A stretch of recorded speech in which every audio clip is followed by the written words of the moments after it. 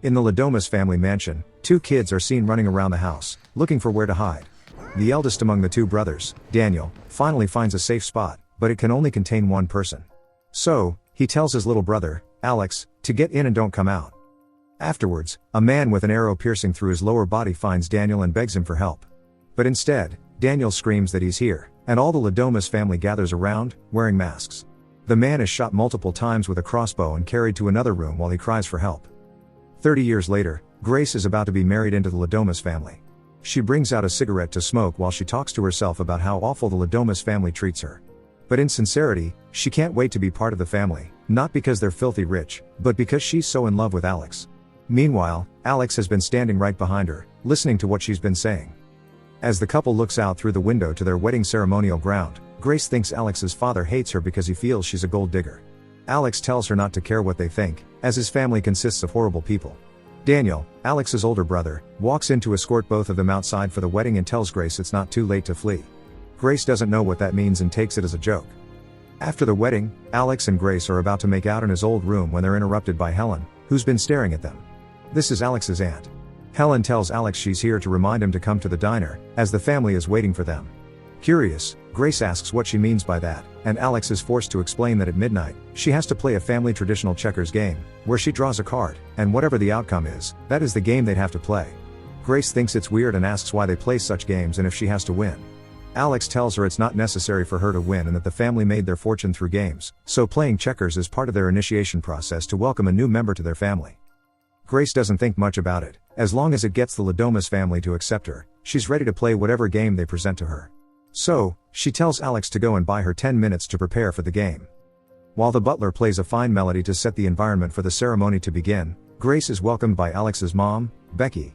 They make small talk about how Grace grew up in different foster homes and how she has always dreamed of having a real, permanent family. Becky is genuinely delighted that she's about to become one of them, since Alex has been running away from the family, but because of their wedding, she has brought him back to the family. Grace doesn't seem to understand what that means but plays along anyway. Alex shows up to take her away, and looking at his face, Grace could tell that something isn't right. She asks what it is, but Alex insists that he's fine. Seconds later, the remaining two members of the family, Fitch and Charity, finally arrive with their kids to participate in the game. As the family settles around a round table, Tony, the head of the family and father to Daniel and Alex, starts by sharing a story about their family history. Their great-grandfather set up a printing shop during the Civil War to manufacture playing cards. A generation later, his grandfather expanded it into sporting and board games, and under Tony, the Ladomas family has acquired 4 professional sports teams and made a greater fortune from it. They don't attribute this progress to luck, rather, he believes that someone has been watching over them. Further into the family story, their great-grandfather was a merchant seaman. During one of his voyages, he met a Mr. LaBelle on a ship while purchasing exotic antiquities to resell to wealthy Americans. On board, their great-grandfather and Mr. LaBelle found a mutual passion for games of chance. Being so wealthy, Mr. LaBelle gave their great-grandfather a box, which they now possess. But before giving him the box, he told him that if he solved the mystery of the object, he would finance whatever project he chose. He spent many hours until he finally solved it. Ever since, anyone who wants to join the Ladomas family is given the box with a blank card inserted inside, and whatever symbol the player pulls, the spirit of Mr. LaBelle decides the outcome of it.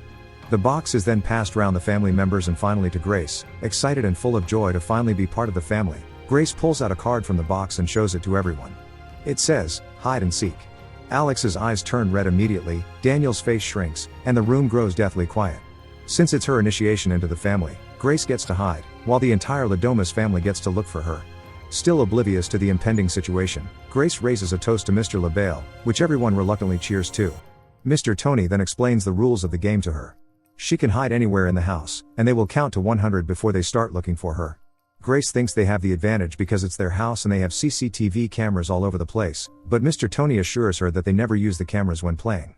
All she has to do is stay hidden until dawn, but they don't expect her to win. After several minutes of looking around the house, Grace finally finds a safe spot to hide, while the family gathers their hunting tools to go look for her.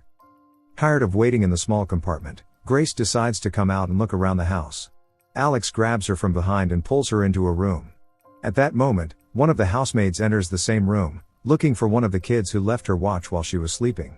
Tired of looking for the kid she came for, she's about to leave when Charity shoots her, thinking it's Grace. After realizing she's the wrong person, the family decides to take the body and spread out to look for Grace. Grace, who's just witnessed what happened, starts to cry, demanding answers from Alex. Alex explains that she pulled the one deadly card. He wanted to tell her about the family's secret but was scared she'd leave him. Now, if they don't kill her before dawn, something bad will happen to them both and the family. But he doesn't care and wants to help her escape the building. Since the house is on lockdown, he has to get to the control room to unlock the doors and tells Grace to use the kitchen exit. On her way there, she stumbles upon the family. Charity immediately shoots at her but misses every shot, giving Grace the chance to run for her life. Daniel eventually finds her hiding in one of the rooms. Although Daniel doesn't want to be part of the ritual, he still tells Grace he's going to count down to 10, and she should run and hide before he tells the family. As soon as she does, Daniel screams that she's here, prompting the remaining family to scurry into the room. Disappointed that they didn't find her, the family thinks about re-strategizing. Charity, who's been clumsy ever since, tells everyone she's forgotten where she left her gun. Fitch then offers his crossbow for her to use. At that moment, one of the maids walks in to inform everyone that she's found where Grace is hiding. Charity mistakenly shoots the crossbow, killing the maid. Instead of trying to help the maid who just collapsed, they start consoling Charity for her mistake. Alex's wife asks if the kill still counts, but Helen insists that the bride who pulled the card must be found and killed. We must kill the bride by dawn. Tired of running around looking for the bride when there's a camera, they decide to use it since they're running out of time. Everyone fans out to look for Grace. Grace eventually gets to the kitchen and waits for Alex to open the exit door. Tired of waiting, she tries shooting at the door, only to discover that the gun isn't loaded. At that moment, the butler walks in, and Grace quickly hides to avoid being found. While hiding, she uses the opportunity to load the gun, and at the same time, Alex successfully unlocks the exit doors. Distracted by the event, the butler tries to check it out, only for Grace to point the gun at him, asking him to move away. The man doesn't budge, and as she tries shooting the gun, nothing happens.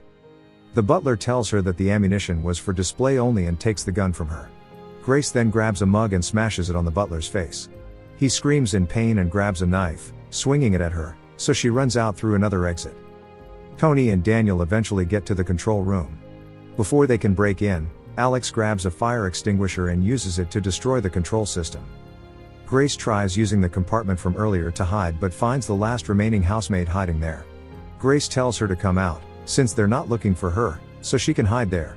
Instead, the maid screams that she's here and mistakenly presses the elevating button, which causes the compartment door to close with her head still sticking out. The maid ends up getting crushed.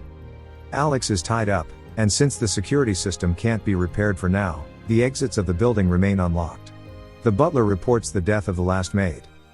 Grace finally makes it out of the building into the family's barn. Thinking she's being followed by someone, she quickly hides, realizing it's Georgie. She thanks God, only to get shot in the hand by the little boy.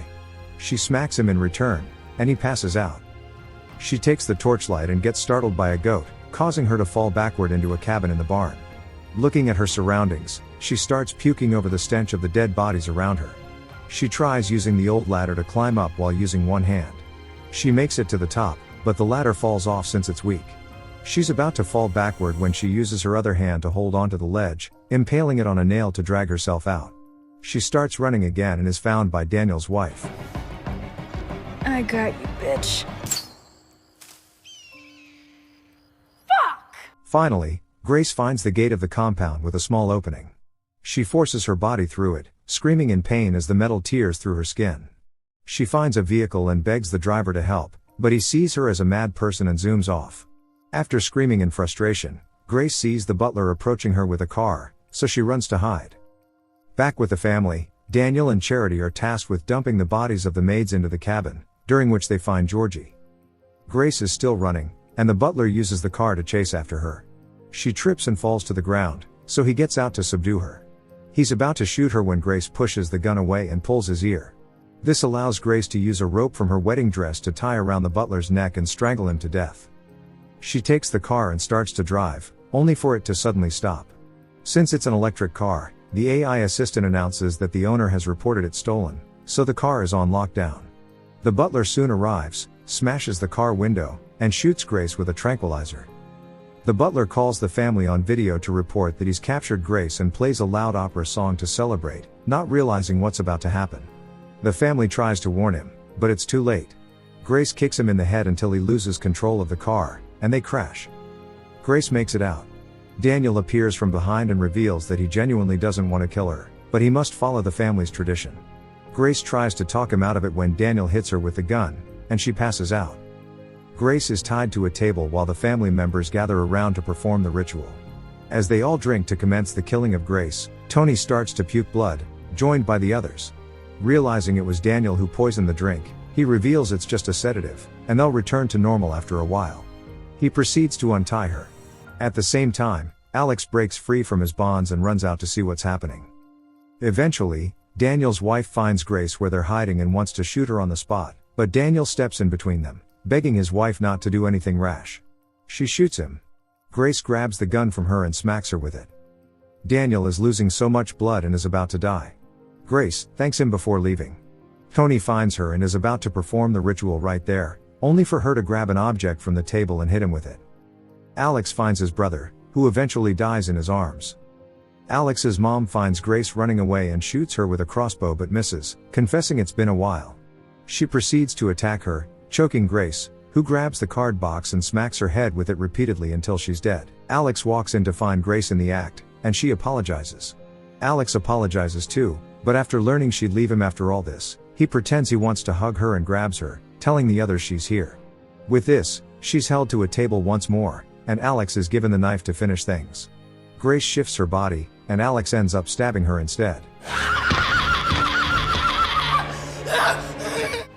Seeing the sun is out, the family becomes scared and cowers in fear, realizing their belief was just a myth, and nothing was going to happen. Helen still doesn't want to give up and grabs her axe to end Grace, only to explode in front of everyone. What the fuck? Suddenly, the music starts to play, and one by one, the family members begin to explode. Tony grabs the box and yells that he did everything right and was in control of the situation, only for him to explode. Realizing he's next, Alex starts begging Grace to forgive him, confessing he's scared to die. Grace pulls out her ring, saying she wants a divorce, and Alex explodes. Minutes later, she walks out from the building as everything inside starts burning behind her. Thanks for watching. Like and subscribe for more.